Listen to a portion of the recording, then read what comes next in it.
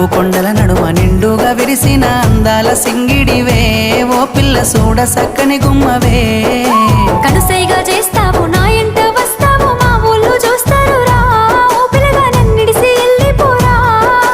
ఆరంభ ఊర్వశి నెల నా జారి నీల మారేనేమోనే